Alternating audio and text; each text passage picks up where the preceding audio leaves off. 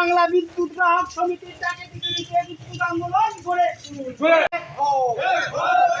বিদ্যুৎ গ্রাহক এক হও।